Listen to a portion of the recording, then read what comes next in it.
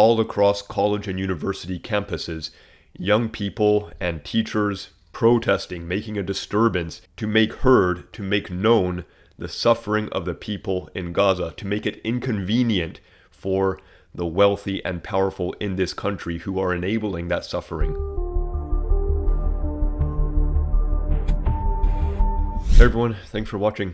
If you like what I'm doing, please be sure to click the like button, subscribe to the channel, and share this video. I'd really appreciate it.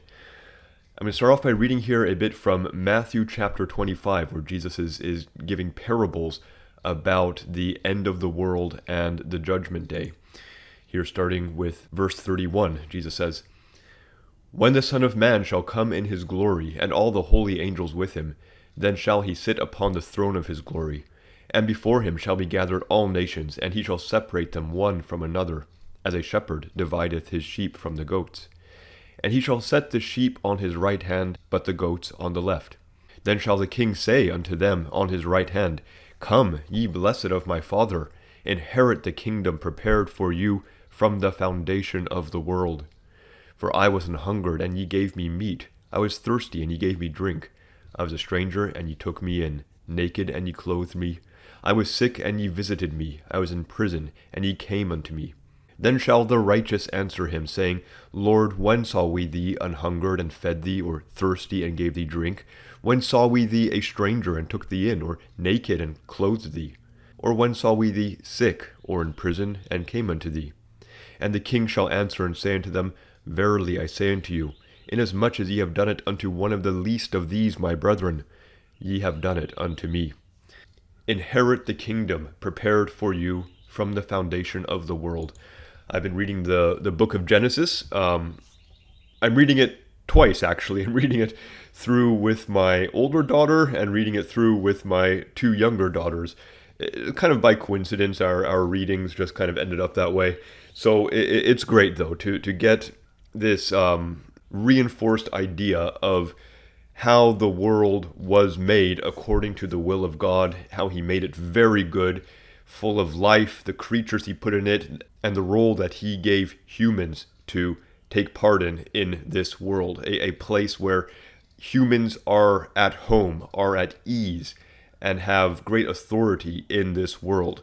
And it's because God expects them to do things according to his own will. They're like kind of the agents of God, the gods of the earth, if you would. But he wants good people who are doing the right things. And that's why he tried to stop the man and the woman from learning about the knowledge of good and evil. He didn't want them to have that knowledge, but they got it, and God had to deal with it. We're going through this process, but he wants righteous people who do things the right way to live on the earth and to be the inheritors of the earth. God made the earth for those kinds of people. These protests going on in support of the people of Gaza, I think this is quite a moment in our time. I'm not going to say it's historical. I don't know how this lines up to things in the past or things that will come in the future. But for our time, it's a big deal. It is a defining and deciding issue for our time. How people line up on when they see people suffering, when they see people who they don't know, who are not connected to them in most of these instances.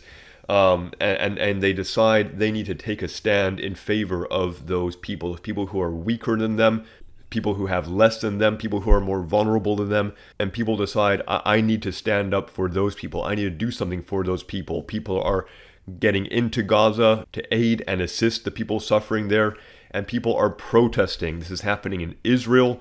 It's happening all across the world. And here in the United States, it's happening all across college and university campuses.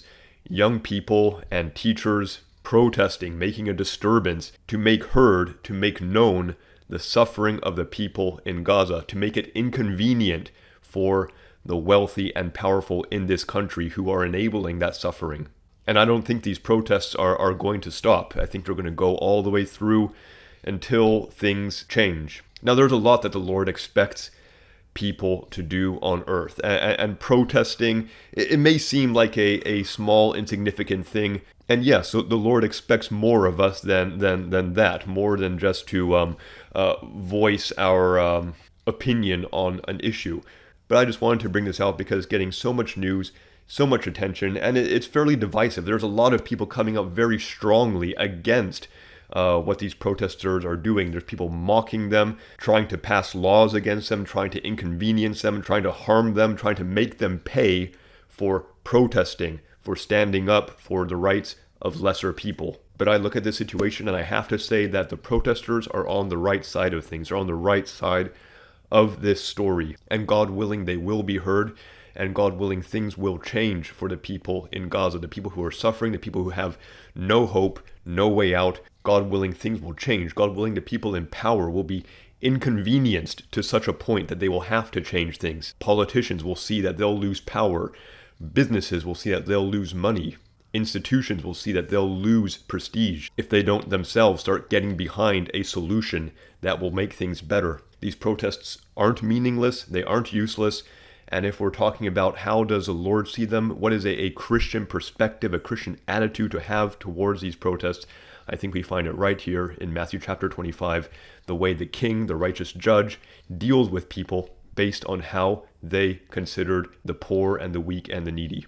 And a lot of these people, they probably don't really know the Lord. They don't acknowledge the lordship of Jesus Christ. And on that judgment day, they're going to be there saying, well, we didn't know you. How could we have done these things for you? We didn't know we were doing that. And the Lord, the righteous judge, the king of the world, is going to say to them, when you did these things for the least of these, you were doing it for me.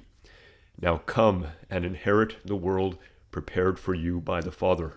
Well, thanks so much for watching. Once again, please make sure you're subscribed to this channel, share this video, and I look forward to talking to you again next time. Bye for now.